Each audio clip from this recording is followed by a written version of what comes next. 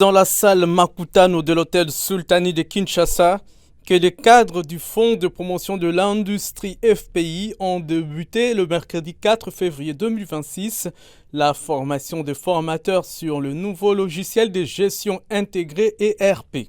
Cette activité est la matérialisation de la vision de la haute direction du FPI dirigée par Hervé-Claude Ntumba Batukonke qui fait de la digitalisation de ses services l'une de ses grandes priorités. Instant crucial avant le déploiement de cet outil informatique destiné à transformer profondément le système d'information du FPI. Cette première phase de formation de formateurs vise à créer une base solide de compétences internes qui aura pour mission d'accompagner les équipes de cet établissement public lors du déploiement progressif de ce nouveau logiciel de gestion intégré à la direction générale et aux directions provinciales. Le directeur général a pris à bras le corps le projet de la digitalisation du FPI et il n'a ménagé aucun effort pour que ce processus arrive vraiment à son terme. Donc aujourd'hui, après les étapes des études, du développement et même des recettes et des tests, aujourd'hui venu le jour de la formation. La formation que nous avions lancée ce jour, c'est la formation de champions, que nous pouvons aussi utiliser les utilisateurs clés. Ce sont ceux-là que nous allons larguer dans les directions respectives ainsi que dans nos entités provinciales pour pouvoir former l'ensemble de la population du Fonds de promotion de l'industrie sur cette nouvelle plateforme. Engagé depuis quelque temps dans un vaste programme de réforme de ses procédures internes, le FPI a résolument acquis ce nouveau logiciel de gestion intégrée ERP dans l'objectif d'améliorer la qualité de son système d'information et de ses services. Cette formation de formateurs est assurée avec le concours du partenaire technique qui est la société tunisienne Système informatique de gestion automatisée SIGA.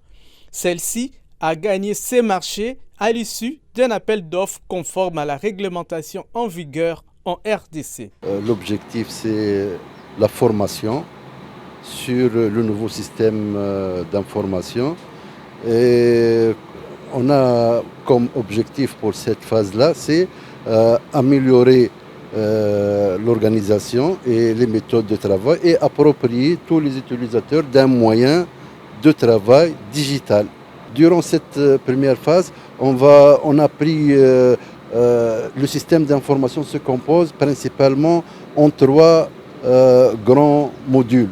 La partie finance et comptable, la partie ressources humaines et la partie métier, avec une autre partie transverse, tout ce qui est portail externe, tout ce qui est GED et tout ça. Donc on a pris quelques petits modules de chaque grand morceau. Donc on a pris la trésorerie, le budget et la prise en charge comptable.